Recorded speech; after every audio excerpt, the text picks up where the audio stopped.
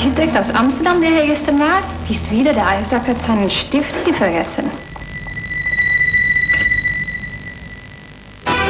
Ora, todos os pretextos são bons.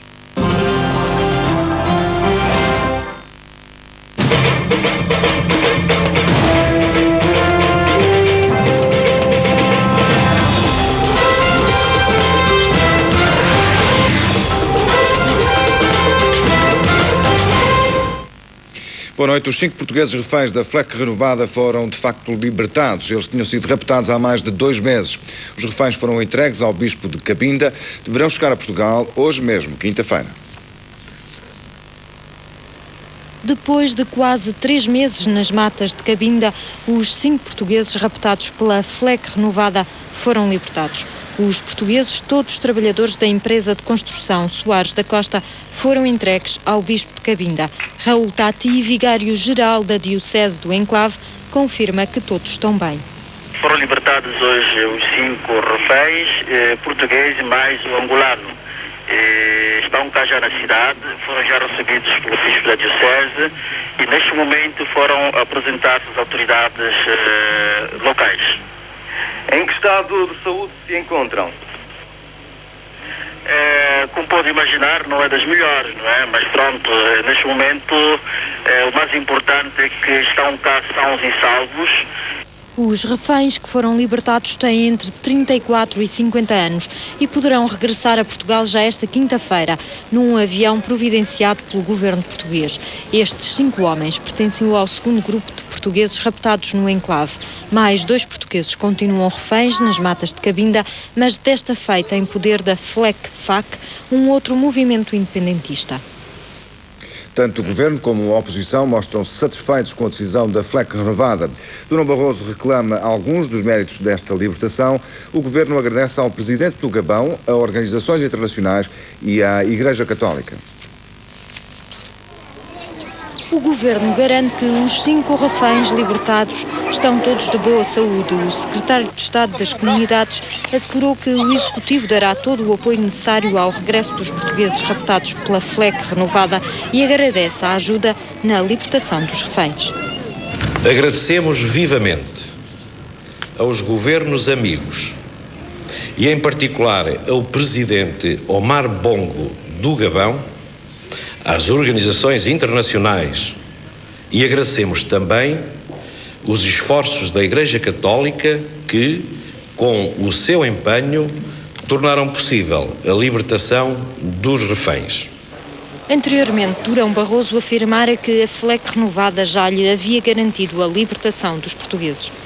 Estas notícias são positivas, vão no sentido das garantias que me tinham sido dadas a 2 de maio e a 18 de maio em documentos assinados por responsáveis da FLEC renovada.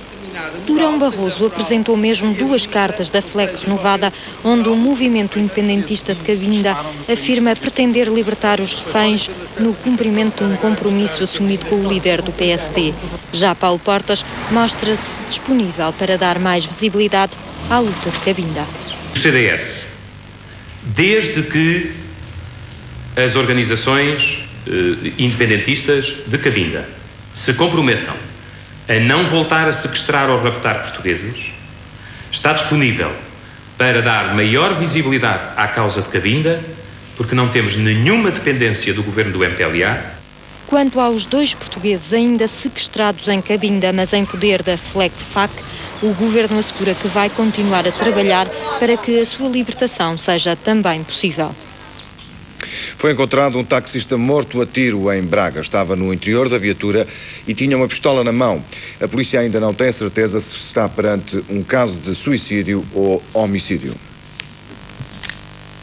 O taxista tinha 40 anos, 2 filhas e era natural de Vila Verde. Foi neste parque atrás da Basílica de Sameiro, em Braga. Foi encontrado morto dentro do carro pelo dono de um café ali ao lado. Pôs a esplanada, abriu o bar, pôs a esplanada, pôs aqueles vasos cá fora e tudo. E o senhor sempre na mesma posição, não é? Pronto, cheguei a uma certa altura, vi que o senhor que me dava sinais de sair, aproximei para a beira da viatura e vi realmente 2 fotografias de uma filha e da esposa e não vi mais nada. Pronto, e vi sangue tanto na mão como na roupa. Estava assentado ao volante, curvado um bocadinho para a frente e nada mais. com um tiro no ouvido direito. E tinha a pistola na mão direita. Pistola na mão direita. E a carteira ao lado com a fotografia da mulher e dos filhos, das duas filhas. Ainda não se sabe se foi suicídio ou homicídio. De qualquer maneira, esta é uma zona onde os suicídios parecem não ser novidade. Ui, tantos. Isto aqui é uma cheia. É uma cheia de suicídios. Cada passo há aqui suicídios. Não sei porquê. Não sei o que é que se mete na cabeça das pessoas, mas de vez em quando aparece aqui disto. O corpo do taxista está na morgue do Hospital de São Marcos de Braga para ser autopsiado. A Polícia Judiciária está a investigar o caso. Reforma aos 65 anos, depois de 40 anos de descontos em serviço. A ideia a avançar destina-se aos trabalhadores da função pública. É uma proposta do Governo que vai com certeza desagradar a muita gente na administração do Estado. É uma autêntica revolução no regime de reformas e procura aproximar o sistema de aposentações do Estado ao setor privado. Para já, o Ministro do Trabalho e Solidariedade garante que ainda não tem qualquer proposta em cima da mesa, mas não afasta esse cenário. Na hora da reforma, quem trabalha para o Estado e quem tem um patrão privado sente as diferenças no bolso. Um trabalhador da função pública tem direito à reforma por inteiro logo aos 60 anos de idade e com 36 anos de serviço cumpridos. Pode aposentar-se aos 65 anos, independentemente do número de anos de serviço.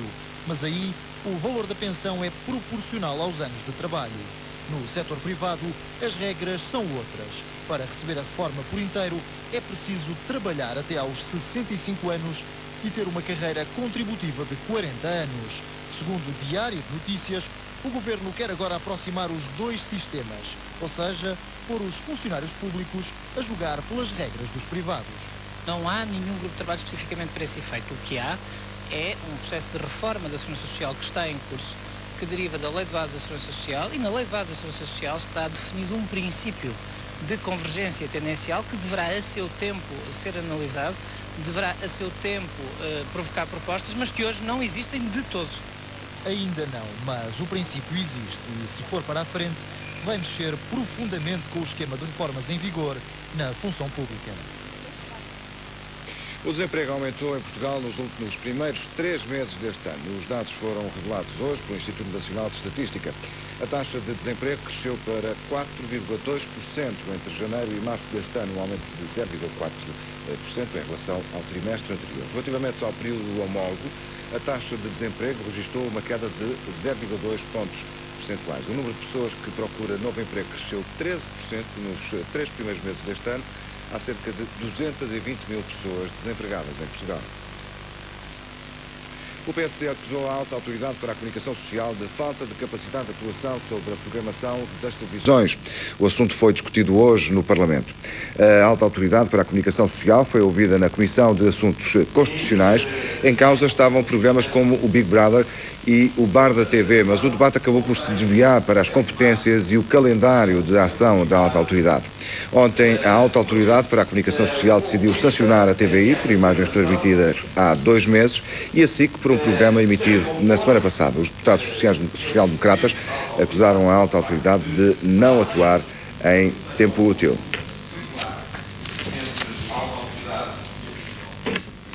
Os doentes com SIDA têm, a partir de agora, disponível em Portugal um novo medicamento. Mais um. Chama-se Trizivir. Não é uma esperança na cura da SIDA, mas à imagem de outros que já existem, melhora a qualidade de vida dos doentes. Chegou a Portugal um novo medicamento para os doentes com SIDA, o Trizivir. Não cura a doença, mas melhora a qualidade de vida dos portadores. Através da associação de 3 terapias usadas tradicionalmente em separado, este novo fármaco reduz a quantidade de comprimidos que o doente tem que tomar, além de não ter as restrições alimentares que os medicamentos do género têm. Eles terão que tomar 10, 15, até 20 comprimidos por dia. Que são esquemas terapêuticos complexos que interferem com a vida do dia-a-dia, que são difíceis de cumprir. Isto é uma batalha para a vida. O doente tem que necessariamente tomar a medicação conforme o médico prescreveu.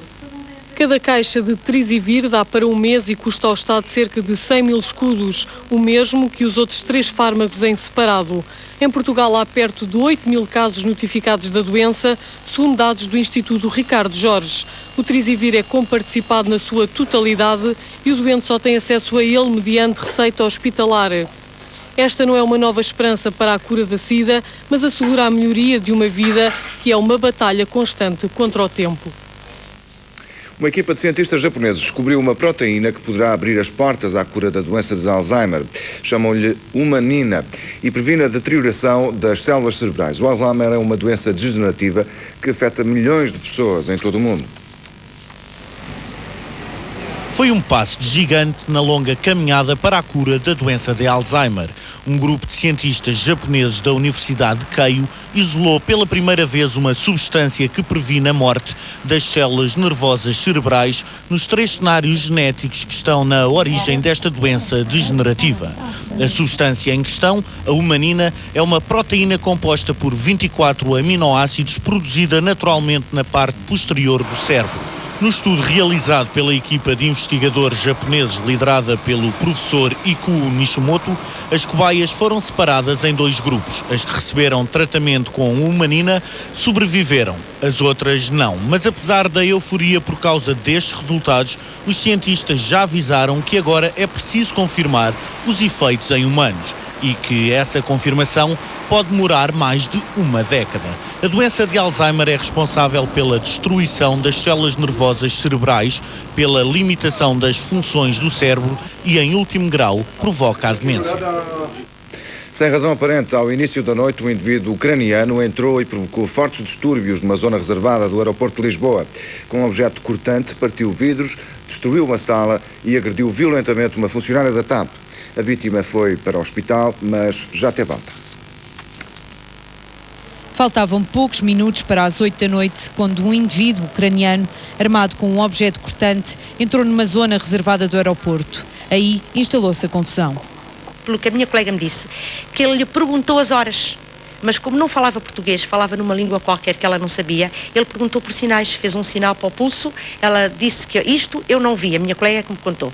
Ela disse que horas eram, voltou as costas e foi quando ele agarrou pelos cabelos, puxou-a pelos cabelos, mais ou menos, penso eu, nesta direção aqui, não é? Penso que mais ou menos aqui, porque a minha sala é aqui.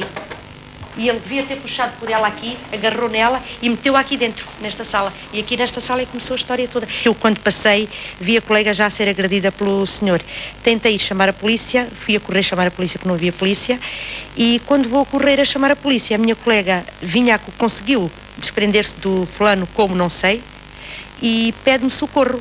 E eu levei-a, mas a minha colega estava num estado muito mau e foi uma coisa muito má, muito feia, que eu estou muito nervosa, não consigo descrever. Vim agora do hospital, tapei a minha colega, como ela tinha muito sangue e estava a perder muito sangue, tapei-a, pensei que o golpe era no pescoço e que era muito profundo, então tapei-a com o meu casaco. A vítima sofreu vários cortes na cara e foi transportada de imediato para o Hospital de Santa Maria. Os funcionários dizem que o agressor já permanecia no aeroporto há alguns dias e terá perdido um avião por estar alegadamente embriagado. O agressor já foi detido e vai permanecer nos calabouços do Comando-Geral da PSP de Lisboa até ser presente a tribunal.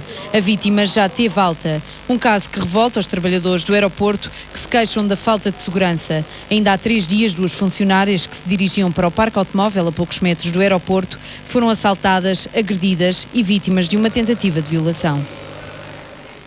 O líder dos palestinianos convidou esta noite Israel a voltar à mesa das negociações para discutir a paz. Israel diz que só volta a negociar quando os palestinianos baixarem as armas. Ao início da noite, 2 foram os próprios israelitas quem pôs fim ao cessar-fogo declarado há 24 horas. 24 horas depois de ter declarado o cessar-fogo, Israel volta a pegar em armas. O alvo é a vila palestiniana de Beit Jala. A umas escassas centenas de metros fica Giló, um bairro judeu construído em solo ocupado por Israel durante a Guerra de 67. E se para os israelitas Giló é apenas mais um bairro dos subúrbios de Jerusalém, para os palestinianos é um pedaço da Cisjordânia que querem de volta. A curta distância entre Beit Giló faz dos colonos judeus um alvo fácil para os atiradores palestinianos. E foi o que aconteceu esta tarde. Este homem foi atingido por uma bala disparada pelos snipers palestinianos quando saía de casa. Os soldados israelitas devolveram o ataque. O líder dos palestinianos foi recebido hoje pelo presidente francês Jacques Chirac e, a partir de Paris, fez um convite que tem como destinatário principal Israel. Arafat quer reunir outra vez todos os países que participaram na última cimeira entre israelitas e palestinianos em outubro do ano passado em Sharm el-Sheikh. E os israelitas impõem como condição o cessar-fogo palestiniano.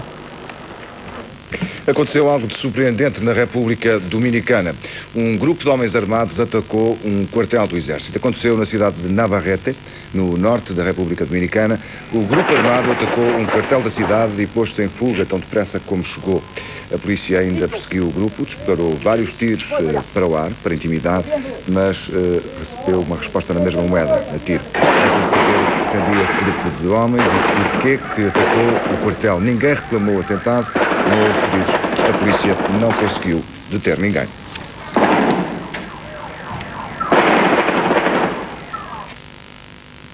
Na Sibéria, a fúria das cheias parece estar a acalmar depois de caças russos terem rebentado um bloco de gelo com 29 km de comprimento. O nível das águas do rio Lena começa finalmente a diminuir. 5 mortos, 2 desaparecidos e milhares de desalojados. Até agora é este o balanço das cheias na região da Sibéria. Bombas e quebra-gelos foi necessário para destruir o bloco de gelo de 29 km que impedia o curso normal do rio. O perigo reside agora na onda de água que se aproxima de Yakutsk, a mesma que submergiu a cidade de Lensk, a montante do Lena. As autoridades estão alerta para a possibilidade de uma nova vaga de inundações. Reforçaram os diques improvisados com sacos de areia e abriram mais centros de evacuação com capacidade para acolher 20 mil pessoas. Estas são já as piores cheias dos últimos 100 anos na região. 25 anos depois, o Bayern de Munique voltou a vencer a Taça dos Campeões num jogo dramático, onde todos os golos foram marcados através de grande penalidade. Os alemães foram mais fortes e venceram o Valência por 6-5. Oliver Kahn, o guarda-redes bávaro, foi o grande herói da noite. Última informação nesta última edição. Tenham uma boa noite. Até amanhã. Estas e outras notícias têm atualização permanente em www.tvi.iol.pt. TVI Online. Toda a TVI na internet.